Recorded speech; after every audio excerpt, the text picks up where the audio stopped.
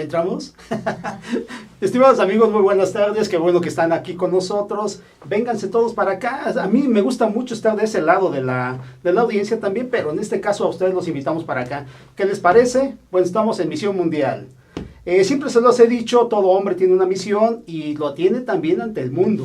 Esto es Misión Mundial.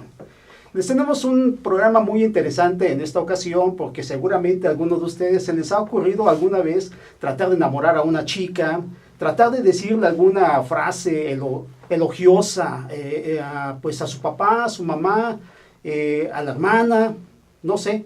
Han tratado de hacer algo y para todo, siempre para todo, se recurre a un elemento artístico que es la poesía. Bueno, pues estamos precisamente para hablar un poco sobre la poesía, sobre todo aprovechando que dentro de unos días, ya unos 4 o 5 días más o menos aquí, en la Ciudad de México tendremos a cerca de 20 poetas de diferentes partes del mundo que se van a congregar en un evento muy interesante que se realiza cada año, que es el Festival Internacional de Poesía de la Ciudad de México. Para ello tenemos aquí precisamente al director de ese evento magno que tenemos acá. Él se llama Manuel Cuautle y es un gran amigo nuestro, ya ha estado con nosotros anteriormente, también es miembro de Misión Mundial, puesto que él también se registró en nuestro portal de Facebook, como lo queremos que ustedes lo hagan también, y para que también participen de este lado de la cámara, ¿no? Para que no se queden, como les digo también, siempre se los digo, vénganse para acá. Bueno, vamos a abrir el programa y les presento aquí a mi derecha, tengo como si fuera el doctor IQ, ¿te acuerdas? Aquí a mi derecha tenemos a Jean Portan. Él es un poeta luxemburgués que nos está visitando México precisamente porque él va a participar en ese festival. Manuel Cuautle en medio, director del Festival Internacional de la Ciudad de México, de poesía, por supuesto. Manuel, mucho gusto de tenerte nuevamente por acá. No, pues gracias por invitarnos y bueno, pues por permitirnos presentar un poco del trabajo que vamos a hacer en este quinto Festival Internacional de Poesía de la Ciudad de México. Quinto, fíjate. Quinto. Fíjate. Y Lorena, tú también ya eres amiga de Misión Mundial. Preséntate, por favor. Bueno, yo soy Lorena Garduño. Así es. Soy poeta, pero en este caso no vengo a participar como poeta, sino como moderadora de mesas y ayudándole un poco a Manuel con la organización dentro del festival. Ahora vas a estar del otro lado de la mesa. Muy bien. Y Alejandro Vaca con B grande. Con B, bueno. Sí. Él es editor de la editorial Cuadribio, ¿sí? Que me recuerda mucho el Quadrivium de la Edad Media, más o menos por allá. Y ya nos platicarás un poquito más adelante a qué se dedican, qué es la corriente de lo que ustedes editan, ¿no? Sí, tú eres poeta y eres también escritor. Y bueno, preséntate por favor, Alejandro. Bueno, yo soy Alejandro Vaca, soy editor de Cuadribio y es la primera vez que voy a participar en el Festival Internacional de Poesía de la Ciudad de México. Me da mucho gusto, la verdad. Agradezco mucho a Manuel. Eres Nobel entonces. Sí. No tanto como Dylan, pero sí. Exacto, muy bien. Bueno, muchachos, pues yo me veo entre poetas acá y a veces me siento como ridículo, ¿no? Porque yo soy filósofo, yo estoy acostumbrado a razonar y no a sentir o estar en la estética con ustedes, ¿no? ¿Con qué empezamos? Yo diría, ¿qué es la poesía o qué cosa? ¿O qué no, pues primero que el Festival Internacional de Poesía de la Ciudad de México se va a realizar los días 20, 21 y 22 de octubre. O sea, el próximo jueves, viernes y sábado. De entrada, perfecto. En el marco de la Feria Internacional del Libro del Zócalo. Ajá. Entonces, acérquense allí de entrada antes de que se les olvide, agenden sus tiempos, va a estar Jean Portante, Alejandro Vaca, Lorena va a moderar una mesa de jóvenes escritores, Lorena Garduño, y va a haber otros poetas como Yutaka Osono, es lo que te iba a decir, ¿qué sorpresas tiene? Audelio Camarillo, en fin. Va a haber Yan Li, poeta chino que nos acompaña cada año, nos están acompañando poetas chinos que además nos apoya el CRICAL, que es el Centro Regional de Institutos Confucio para América Latina, está apoyando muy fuerte al festival, y bueno, pues distintos poetas nacionales y extranjeros que van a estar, así que los esperamos en este espacio, ¿no? Antes de que se me olvide. Perfecto. Entonces pasamos de lleno a la filosofía, a la poesía, ¿no? Más bien. Bueno, yo a veces pienso que sí hay una línea entre filosofía y poesía, pero bueno, vamos a separarla hoy un poco. La poesía, sigo con la filosofía todavía. La poesía me parece que tiene una raíz, es una de las artes, hasta donde yo sé, la más antigua de todas, ¿no? O me equivoco, ¿sí? ¿Ustedes qué piensan de ella?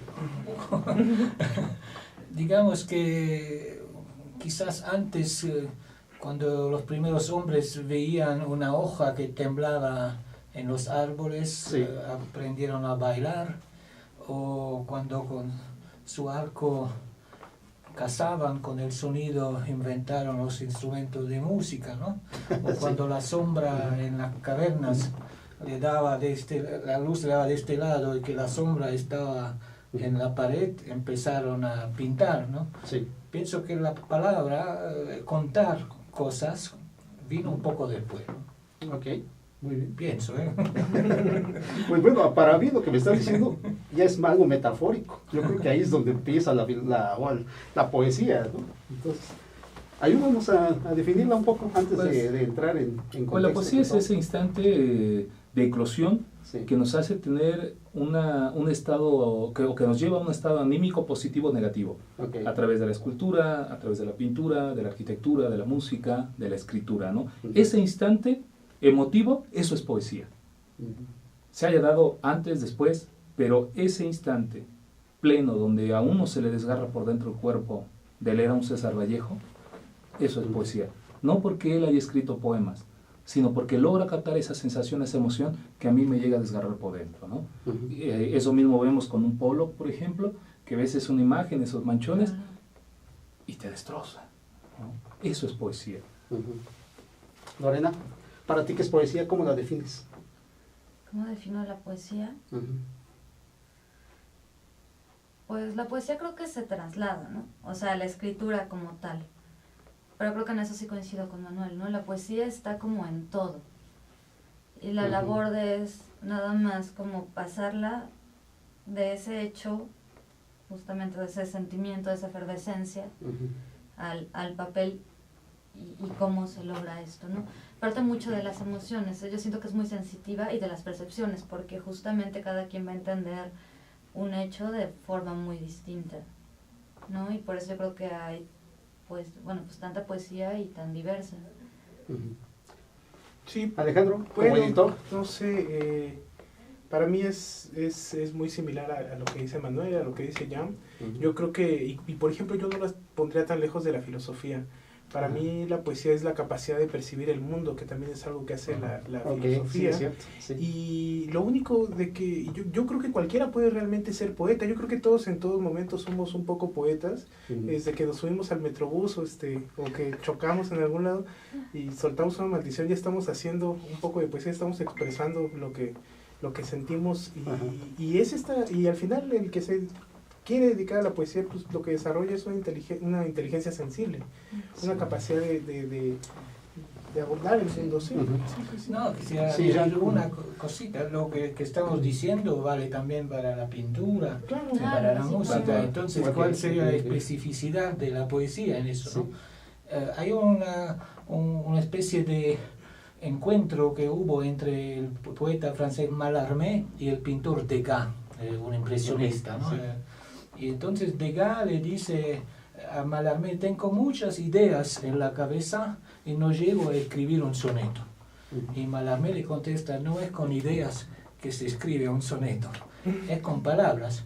Y pienso que hay que añadir esta cosa: todo lo que ustedes dicen tiene que plasmarse en palabras. Esto hace la diferencia entre eso y la pintura y la música, ¿no? Es palabra, y cada palabra es ya una imagen, porque la palabra, no sé, la palabra silla no es la silla. Y entonces a partir de ahí, de este juego entre la realidad que está detrás de la palabra, ahí estamos en lo filosófico, ¿no?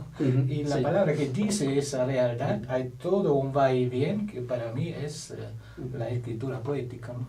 Muy bien. Sí, recuerdo un poco a un poeta italiano que se llamaba Virilio Giotti.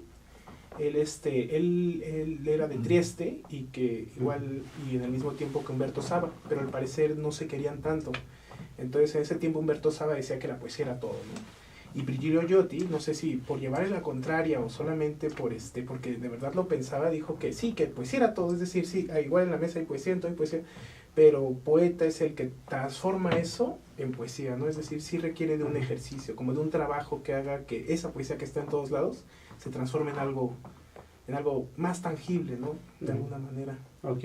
Bueno, lo que pasa es que estaba yo viendo que se data a la poesía como la más antigua, la fecha más o menos como más de 2500 años, una cosa así, y uno de los primeros vestigios los encontraron en Egipto, que es como una especie de canción. No encontraron la música, pero encontraron la letra, que es una poesía. Entonces estaba yo pensando, y ahorita conectándome un poco con lo que pasó con Bob Dylan, porque estaba viendo que muchos de los editores de periódicos culturales dicen que es una bufonada ya de la Academia Sueca, haberlo propuesto como un poeta, ¿no? Un poeta, sobre todo, bueno, en ese aspecto. Un músico pop que se convierte en poeta. Ahora parece que también él no ha querido contestar parece las llamadas. Que no ha querido contestar, y no sé qué pase. Lo más digno que puede hacer es no contestarlo. Eso sí. Yo creo que lo va a elevar realmente como un gran artista. Ajá. El saber respetar el oficio de cada individuo, ¿no? Ajá. Yo creo que es muy, muy importante. Y la pregunta es si irá a Estocolmo a recoger los ecos de $1,000,000. Más bien, ¿no? Es $1,000,000. Bob Dylan lo necesitará. Sí. No, pues, digo, porque nosotros vamos por 10,000, ¿no? Más el boleto de avión. Ahora hay que ver si Bob Dylan. Es lo que trae un cambio en la bolsa. Porque yo creo que algo también muy importante en las artes es saber respetar el trabajo del otro, ¿no? Claro. De esa forma me respeto yo y respeto al otro. Ajá. Entonces, no dudo que sea un gran músico. Yo nunca he sido seguidor de Bob Dylan. No dudo que sus canciones tengan tintes poéticos. No dudo que rescate, que eso es muy peligroso, rescate la tradición yankee.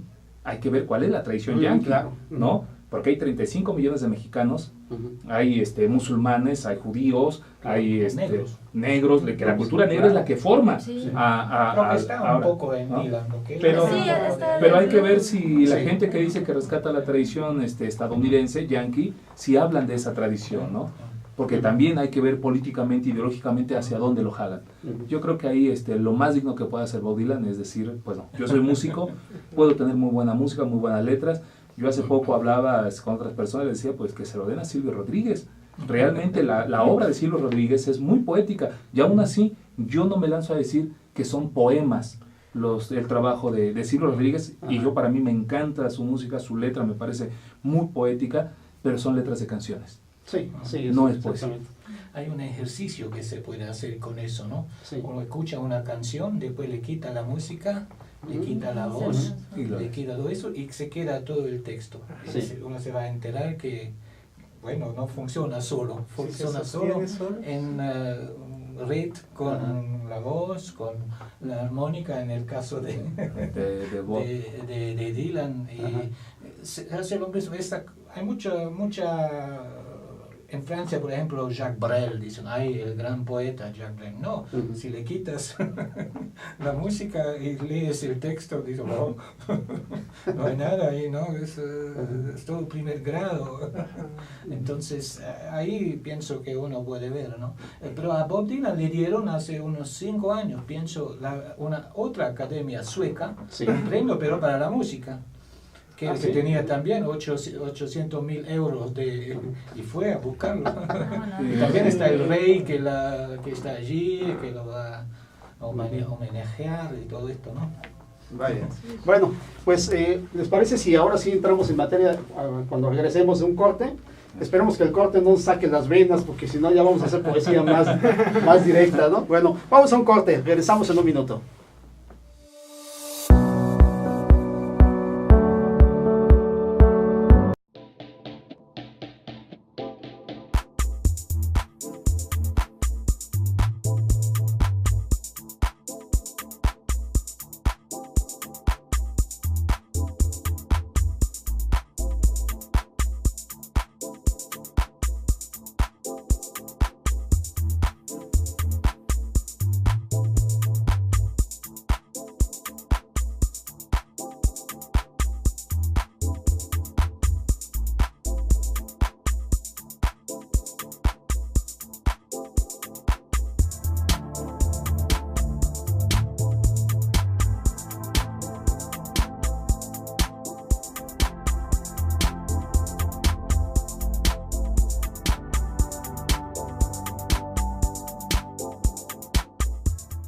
Ruiz Robles, corredores públicos y peritos traductores. Trabajamos para darles seguridad, confianza y un servicio profesional en sus asuntos relacionados a fe pública, valuación, arbitraje comercial, asesoría jurídica y traducciones. Para nosotros lo más importante es su satisfacción, brindándole además la asesoría jurídica necesaria en su negocio, con un equipo de profesionales capacitados para prevenir y resolver situaciones de riesgo en su empresa. Le aseguramos una asistencia profesional personalizada y humana a quien consideramos más importante, el cliente, porque las oportunidades pequeñas son el principio de las grandes empresas.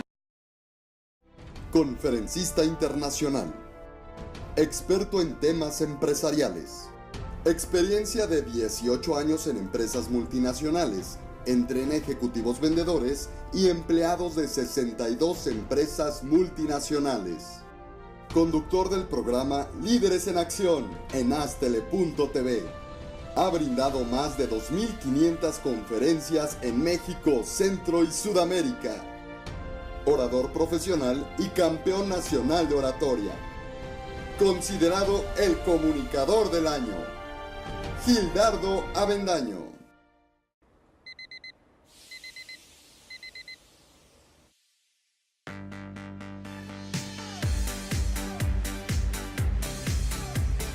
Cuando la vida te pone a sudar, hidrata la vida. Electrolit, científicamente hidratante.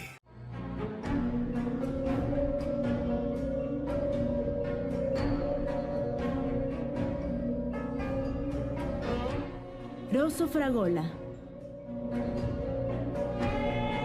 Arte en fresa que seduce tus sentidos.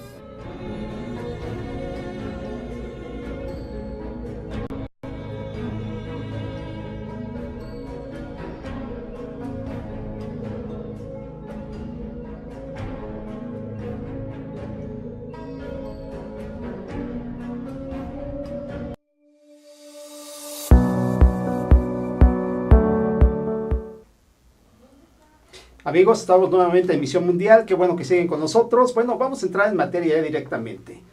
A veces yo pienso también que la poesía es vida, y bueno, también nos afecta lo que pensamos o lo que queremos hacer, y lo que queremos expresar muchas veces. Le vamos a preguntar a nuestros panelistas a ver cuál fue la situación más interesante de su vida en la que tuvieron que utilizar algo de poesía, y sigo con la filosofía todavía, con la poesía. Jean, por favor, comienza con nosotros y platícanos en tu vida, ¿cuál fue el momento más interesante en el que tuviste que aplicar poesía? Por más que me recuerdo, Sí. no llego a encontrar ese momento, ¿no? Yo empecé a escribir bastante tarde, tenía 33 años. Alguien con 33 años muy conocido murió. Y entonces no puedo decir qué desencadenó, qué fue la cosa. Yo antes estaba en la calle tirando piedras a los policías. Estaba mayo 68 y todo lo que se hizo después, ¿no? Y un día me puse a escribir y salió un libro. Y no sé decir de dónde viene. A partir de ese libro vinieron los otros. Es un movimiento así, ahora hay un montón. Se van por todas las partes en el mundo, pero no tengo un momento, tal vez porque no creo en una cosa que llaman inspiración. Ah, eso es interesante. Ajá, sí. Yo creo en la transpiración. Es decir que es trabajo, ¿no? Trabajo, es trabajo, sí, claro. ¿no? Escribir es trabajar, ¿no? La inspiración está sentado ahí y viene Y de repente llega cosa. mágicamente. No niego que haya momentos en que la escritura viene más fácilmente que en otros momentos. Sí. Yo cuando estoy bajo la ducha, por ejemplo, me vienen un montón de cosas, pero me la puedo escribir y cuando voy para escribirlas ya se fueron, ¿no? O en la noche cuando uno duerme escribe miles de libros durmiendo y por la mañana no hay ninguno, se fueron, ¿no? Entonces, con todo esto, si tú me quieres preguntar cuál sería el momento, no sé responderte. Okay. Los 3 primeros libros que publiqué fueron escritos solos, la verdad. Y después del tercer libro sí metí oficio. Justamente lo que les decía ahora, yo creo que después de 20 años de publicar, recién puedo mostrarme como poeta con esta antología personal que espero organizar este año. Pero para mí un momento clave donde la poesía me ayuda mucho es en un libro que se llama Catarsis de la Muerte, que me publica la Universidad Autónoma Metropolitana de Xochimilco. Es un momento en el que fallece mi hermano mayor de leucemia y nos enteramos que estamos embarazados de mi primer hijo, de Tonatio.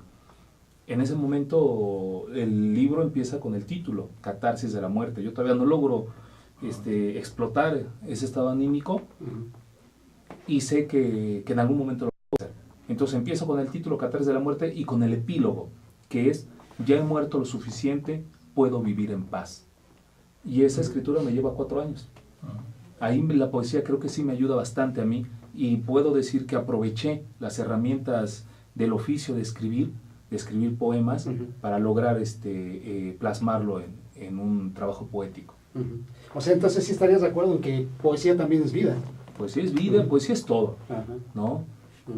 Poesía es vida, porque a partir de ello es que podemos transformar nuestro entorno, podemos capturar, traducir las emociones, compartir esas sensaciones con la palabra escrita, ¿no? Y en tu caso, Lorena, ¿cuál fue, digamos, la particularidad que te hizo involucrarte con ella? Soy pésima hablando. Y la verdad es que a veces tengo las ideas como muy distorsionadas. Empecé a escribir porque era la forma en que yo podía conocerme u ordenar mis ideas. Entonces, antes de entrar al oficio como tal, escribía en este rollo de autoconocimiento, ¿no? En este rollo hasta yo creo que un poco de sanación y hasta un poco como de ocio, porque era como lo que más tenía en la mano, ¿no?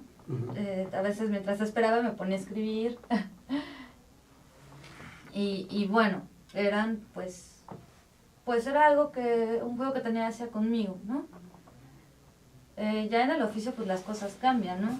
Ya no te esperas a sentarte, a que te llegue el duende o la inspiración y ya no lo dejas al aire, o sea, ya no son palabras al aire, ya les metes corrección, ya tratas de que tengan, ¿no?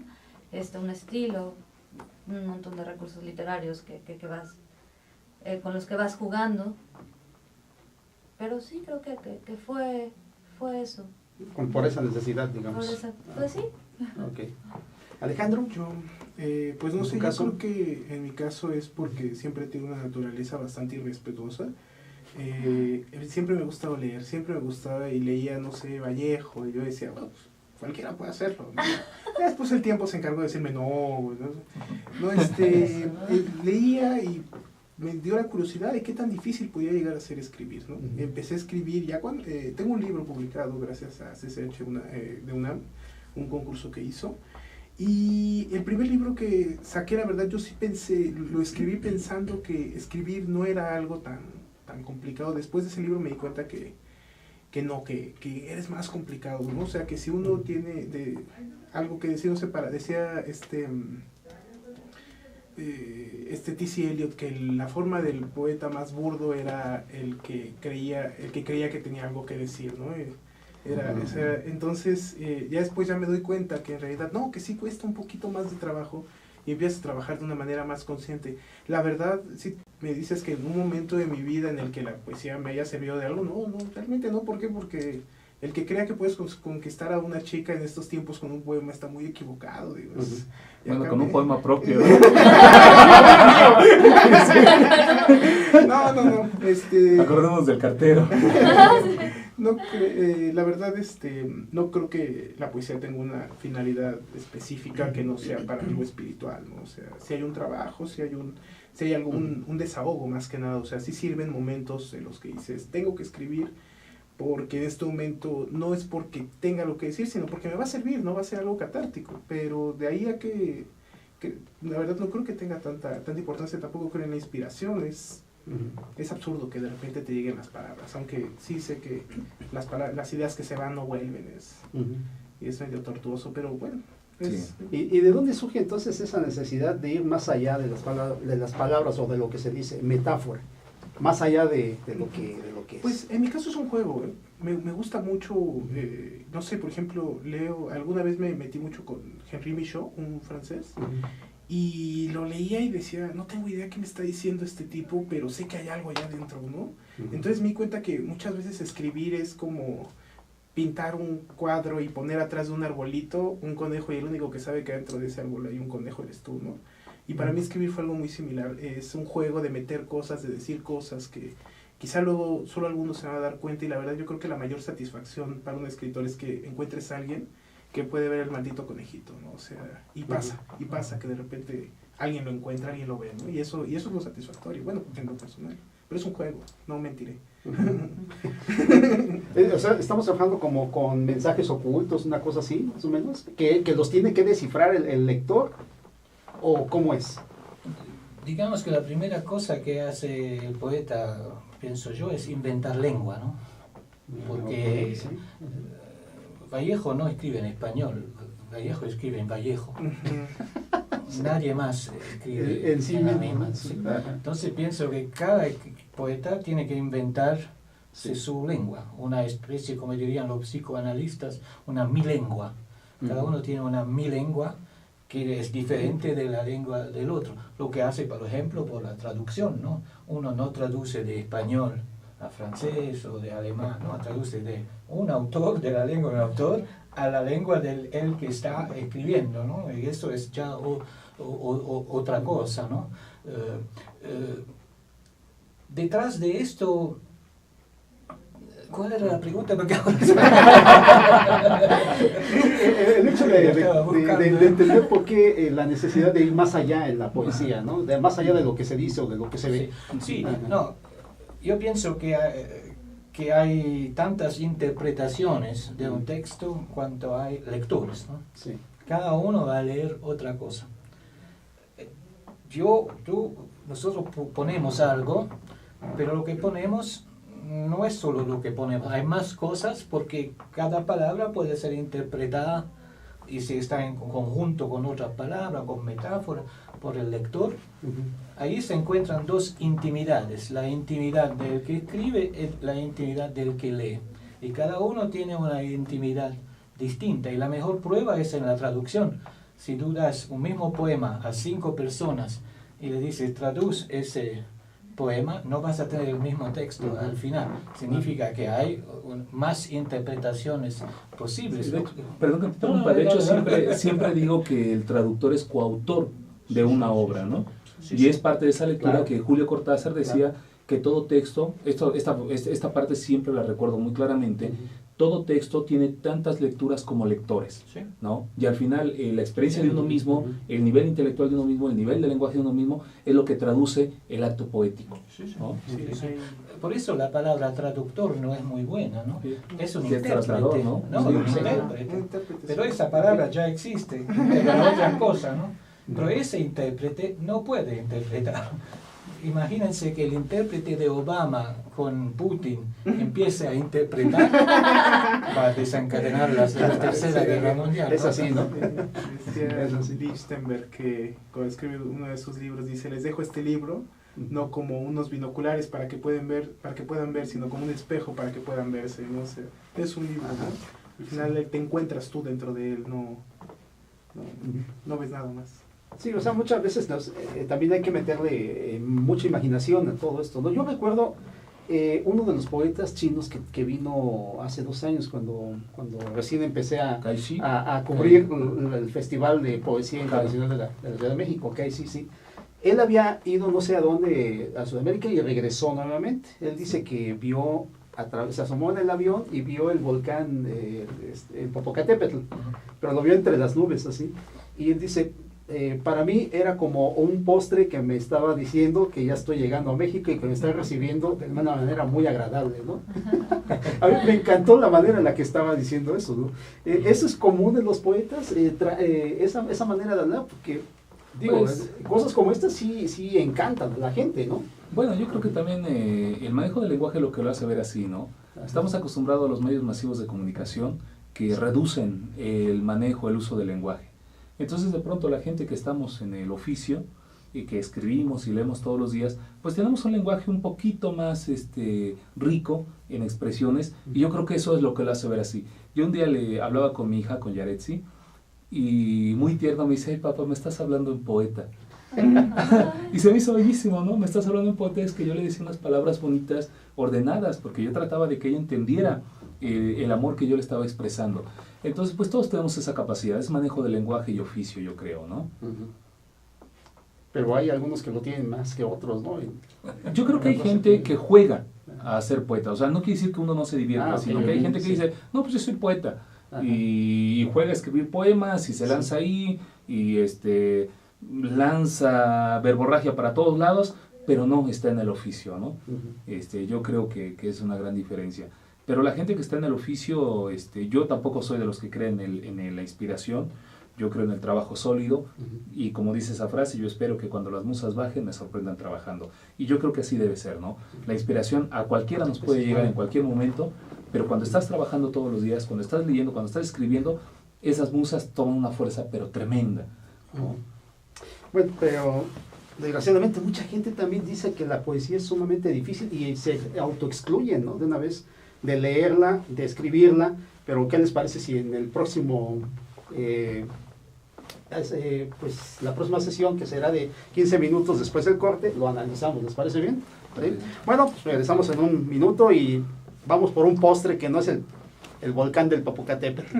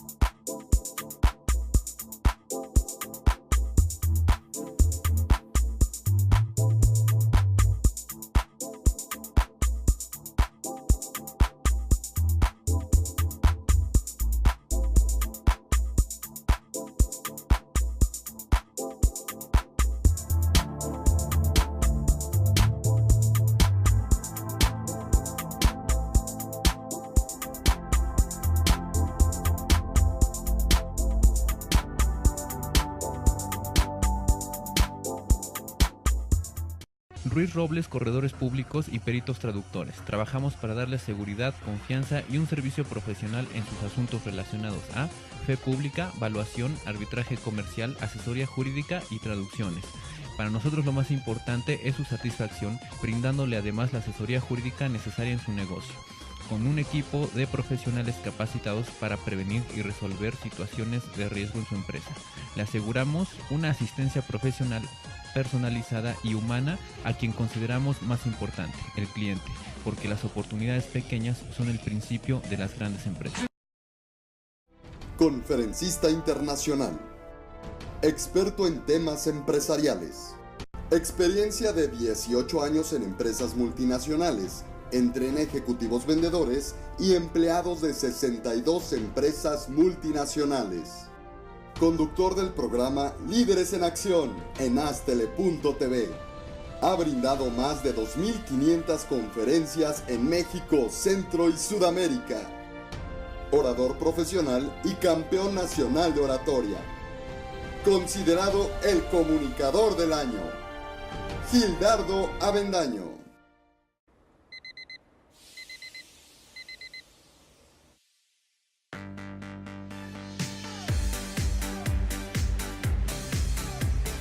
Cuando la vida te pone a sudar, hidrata la vida. Electrolit, científicamente hidratante.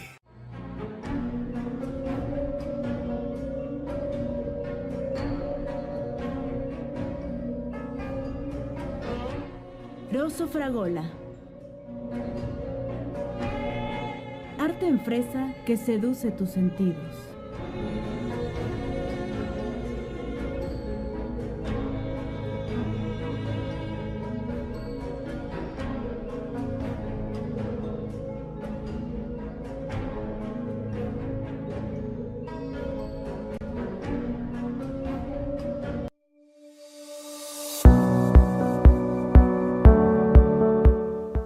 Amigos, entramos en la recta final de Misión Mundial, en esta ocasión dedicado a la poesía, y pues vamos a retomar la pregunta que les habíamos hecho a nuestros panelistas, que es, ¿por qué la gente se autoexcluye entonces, si todos tenemos un poco de poetas y hasta de locos? Entonces, ¿por qué se autoexcluyen? No les dices tú que hagan un poema para entregar un regalo y se les dificulta tanto. Yo he visto gente que en ellos se le va la vida, ¿no? Entonces no pueden enfocar o imaginar, no sé qué es lo que pasa en ese periodo. Yo creo que también hay dos cosas. Uno, la educación también es, en México específicamente, sí, es muy reduccionista. Realmente nos enseñan la poesía más ramplona y nos enseñan en las escuelas que la poesía es esa, rimada, con jueguitos musicales, simplona, no sencilla. Bob Dylan. Bueno, pues yo ahí entre los Bob, prefería Bob Esponja, Bob Marley, ¿no? Hay que ver si alguno de los tres Bob gana, pues por ahí con las artes mixtas hasta gana Bob Esponja. ¿Quién, no? Pero la educación es tan simple en México, tan simplista, perdón, que a nivel social el nivel del lenguaje es muy reducido. Y vuelvo a la cara con los medios masivos de comunicación. Hablan, pero no enseñan la lengua, ¿no? Agreden, pero no enseñan a la gente a ser crítica, analítica.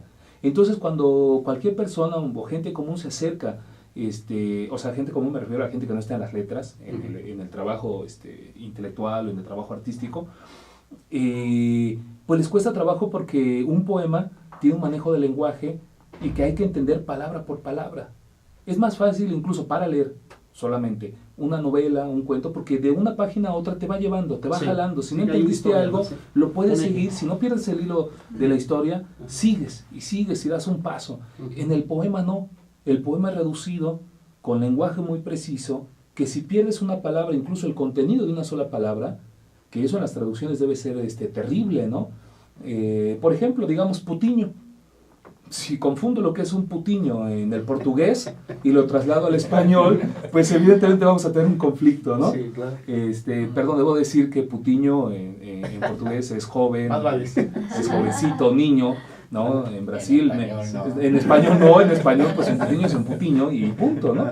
Entonces, el manejo del lenguaje yo creo que es también lo que hace que se aleje la gente, ¿no? Y también porque nos han educado que si no es simplona y ramplona, la poesía, el trabajo poético es de alta costura, y tampoco.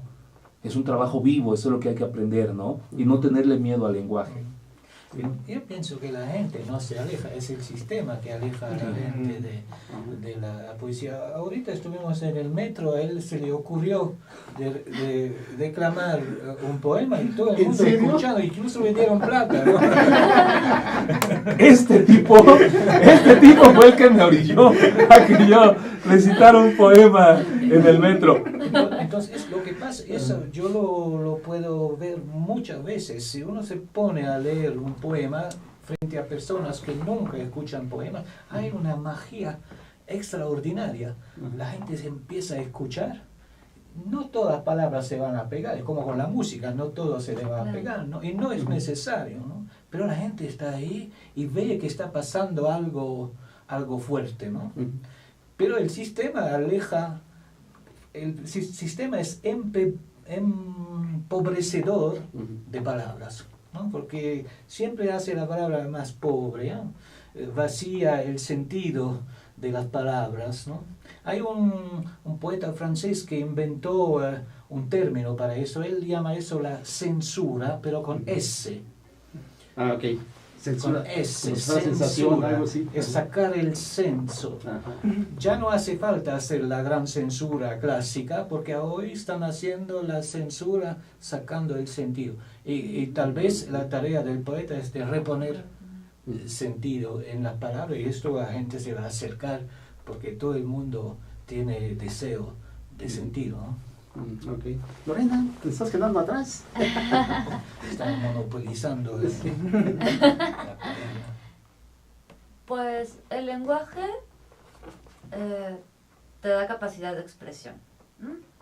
Si tú le quitas justamente, que es lo que creo que hace el sistema, lenguaje a la gente, no tiene cómo revelarse, no tiene cómo lanzar eso que le está incomodando. Es una forma de silenciarla. Es una forma de decirle, quédate quieto, no te muevas, ¿sabes? Muy sutil, a través de quitar este sentido. Y creo que sí, viene desde los libros de texto, como decías tú, ¿no? Donde pues todo sigue siendo Becker y todo sigue siendo los decimonónicos, y entonces incluso pasa con otras generaciones, ¿no? Si de repente llegas como con la abuelita, con otro tipo de poesía que no es, ¿qué te gustará? Pues Gorostiza ya te dice que no eres poeta, ¿no? Y que qué miedo le das, y que entonces te dediques a hacer otra cosa, porque tu labor de poeta no es lo que tú estás haciendo. Si tú ocupas la poesía para manifestar o para mostrar un daño social, entonces también no eres poeta, eres panfletista, o estás nada más queriendo como agitar a masas a lo tonto, ¿no?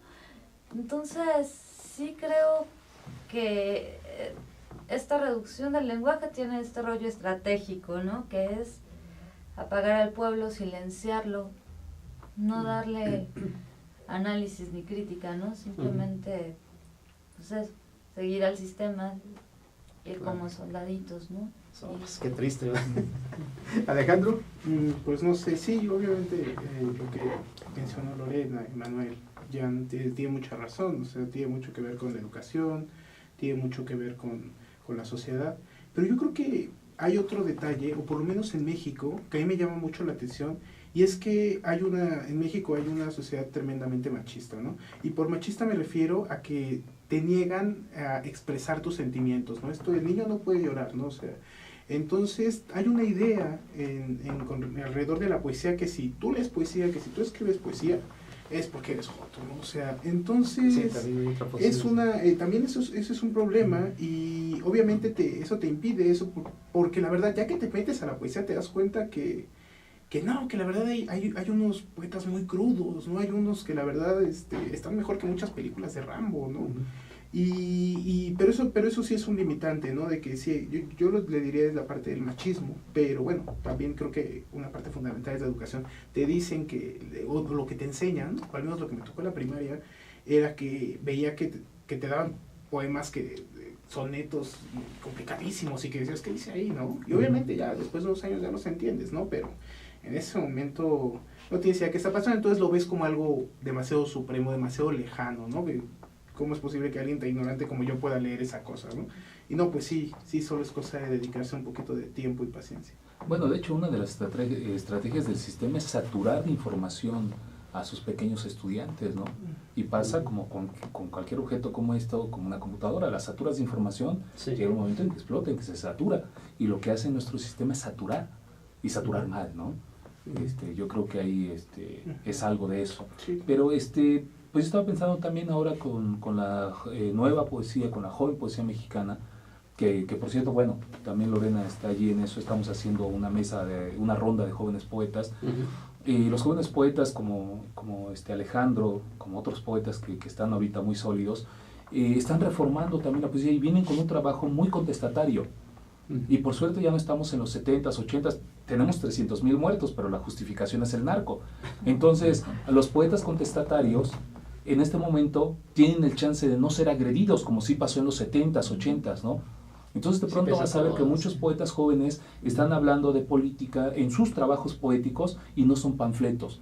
Están hablando, como Martín Tonalmeyo, que presentamos un libro, está hablando de las agresiones que suceden en la Sierra de Guerrero, y no está haciendo un panfleto, él está mostrando su estado anímico, su visión, su crítica, su sufrimiento a través del arte poético, y lo está mostrando sin que sea un panfleto y que tampoco que sea un trabajo de denuncia. Está haciendo poesía con todo lo que le rodea. Incluso el mismo libro de Lorena del sexo y sus sarcófagos, que habla, bueno, desde mi visión, ¿no?, del uso y abuso del cuerpo de la mujer dentro y fuera de casa. ¿Qué sucede ahí y cómo ella se lanza poéticamente a plasmarlo en del sexo y sus sarcófagos? Entonces ahí también la poesía joven está agarrando distintos temas de sexualidad, de política, de economía, de todos los problemas de sexualidad, mucho. Pues el mundo gay en México se ha mostrado de una forma muy interesante, muy fuerte, Y mucha de la poesía es la denuncia, es la expresión, la visibilización de estos grupos, ¿no? Entonces yo creo que ahí también estamos viendo un cambio muy importante en la sociedad mexicana y en la poesía mexicana. Que lo está trayendo precisamente la poesía. Sí, y que por suerte pasa por el Festival Internacional de Poesía de la Ciudad de México. Exacto. Muy bien. Sean, pues tú tienes una obra, entonces tú eres escritor, eres también traductor, eres intérprete. Danos una muestra de algo que tengas por allí y emociónanos. Un texto cortico. Sorpréndenos. Si lo encuentro. Siempre... ¿Tienes como un favorito para así, busca, ya lo tienen ahí, para ganar tiempo, ¿no? Okay. Tengo que decir que la lengua en la cual lo voy a leer no es en que fue escrito, es una traducción. Okay. Los traductores son Jorge Miralles y Víctor Rodríguez Núñez. Muy bien, son dos cubanos, ¿no? Sí. Porque el texto está escrito en francés. De la revista La Otra, ¿no? Víctor con José Ángel Leiva. Inexorablemente de camino en camino las piedras se hacían escasas. No era que la época fuera de calcinación, quiero decir, nada en el aspecto del paisaje había desaparecido. Todo estaba en su lugar, mejor, ahí donde había solo un camino, había 2 o 3 en lo adelante, y las alas del molino, deshechas por la tempestad, se habían vuelto hélices de un carbón que haría palidecer a los alquimistas. Quiero decir, cuando ayer me dijiste en el teléfono que la luna sobre el lago había vuelto a ser una, recogí la otra y la guardé en la caja por los soles secos. Aquí está. Excelente, no, hombre, excelente. Bueno, yo más bien lo siento como una historia fantástica. No sé, podría darle muchísimas interpretaciones, pero básicamente yo lo sentí como una historia fantástica que me agradó mucho. La hélice de carbón, una cosa así más o menos. ¿Sí? Imagínate una cosa así es interesante, ¿no? Y bueno, el hecho de que un escritor nos provea de una cosa, yo nunca me hubiera imaginado una hélice de un carbón. Imagínate, hasta ahorita me diste esa imagen. Y eso es exactamente lo que la poesía. En la poesía se encuentra lo que normalmente no se encuentra. Las palabras que no están hechas para que se encuentren, ¿no? Palabras que nos faltan para nombrar el mundo. Claro que sí. ¿Tienes algo, Alejandro? La verdad se me olvidó mi libro, pero encontré uno que me publicaron en la revista El Humo. Okay. Sí. Es que normalmente escribo cosas muy largas, este está medio cortito, pero ahí me detienen cuando ya digan que se pasó.